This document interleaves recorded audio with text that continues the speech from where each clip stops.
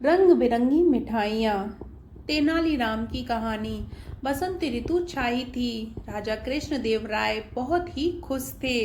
वह तेनालीराम के साथ बाग में टहल रहे थे। वह चाह रहे थे कि एक ऐसा उत्सव मनाया जाए जिसमें उनके राज्य के सारे लोग शामिल हों। पूरा राज्य उत्सव के आनंद में डूब जाए। इस विषय में वह तेनालीराम से भी राय लेना चाहते थे। तेनालीराम ने राजा की इस सोच की प्रशंसा की और इसके बाद राजा ने विजयनगर में राष्ट्रीय उत्सव मनाने का आदेश दे दिया। शीघ्र ही नगर को स्वच्छ करवा दिया गया। सड़कों व इमारतों में रोशनी की व्यवस्था कराई गई। पूरे नगर को फूलों से सजाया गया। सारे नगर में उत्सव का वातावरण था। इसके बाद राजा ने घोषणा की कि राष्ट्रीय उत्सव मनाने के लिए हलवाई की दुकानों पर रंग बिरंगी मिठाइयाँ बेची जाएं। घोषणा के बाद नगर के सारे हलवाई रंगीन मिठाइयाँ बनाने में व्यस्त हो गए। इस घोषणा के बाद कई दिनों तक तेनालीराम दरबार में नजर नहीं आए। किसी को भी उनके बारे में कुछ नहीं पता था। राजा कृष्णदेव राय ने तेनालीराम को ढूंढने के लिए सिपाहियों को भेजा, लेकिन वे भी तेनालीराम को नहीं ढूंढ पाए।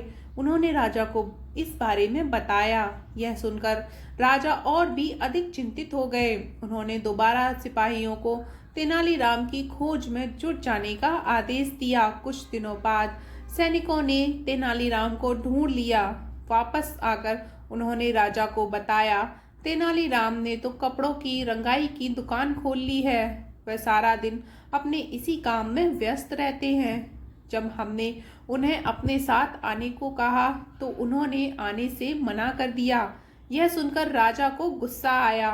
वह सैनिकों से बोले, मैं तुम्हें आदेश देता हूँ कि तेनालीराम को जल्दी से जल्द पकड़कर यहाँ ले आओ। अगर वह तुम्हारे साथ अपनी मर्जी से ना आए तो उसे बलपूर्वक ले आओ।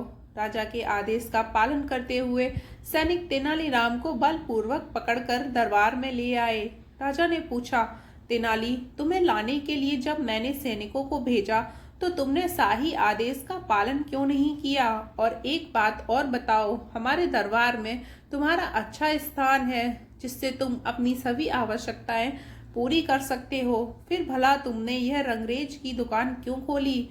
तेनालीराम बोले, महाराज, दरअसल मैं राष्ट्रीय उत्सव के लिए अपने कपड़ों का रंगना चाहता था। नगर में बहुत सारे लोग उत्सव में पहनने के लिए अपने कपड़े रंगीन बनाना चाहते हैं। इस काम में अच्छी कमाई है। इससे पहले कि सारे रंगों का इस्तेमाल कोई और लोग कर ले, मैं रंगाई का काम पूरा करना चाहता था। सभी रंगों के इस्तेमाल से तुम्हारा क्या मतलब है? क्या नगर के सारे लोग अपने कपड़ों को रंग रहे हैं? राजा ने पूछा, नहीं महाराज, वास्तव में रंगीन मिठाइयाँ बनाने के आपके आदेश के बाद से नगर के ज्यादातर हलवाई मिठाइयों को रंगने के लिए रंग खरीदने में व्यस्त हो गए हैं। अगर वे सारे रंगों को मिठाइयाँ रंगने के लिए खरीद लेंगे तो मेरे कपड़े कैसे रंगे जाएंगे? इतना सुनते ही राजा को अपनी भूल का एहसास हो गया।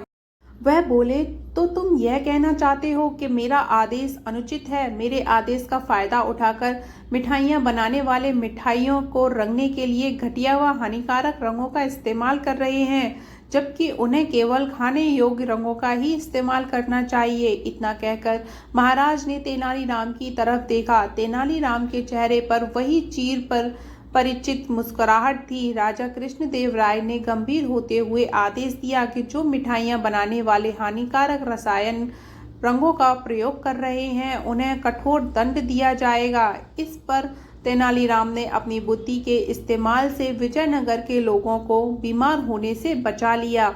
यह कहानी आपको कैसी लगी हमें ज़रूर बताएं और हमारे चैनल को सब्सक्राइब कर लें। जय श्री राम।